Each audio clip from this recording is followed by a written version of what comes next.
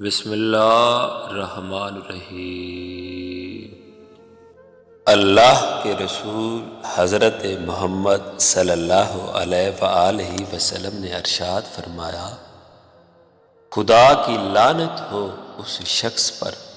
کہ جو مالدار کی عزت اس کے مال کی وجہ سے کرے، خدا کی لعنت ہو اس پر جو غریب کو اس کی غربت کی وجہ سے ذلیل و خوار سمجھے، اور یہ کام منافق کے سوا کوئی نہیں کرتا ہے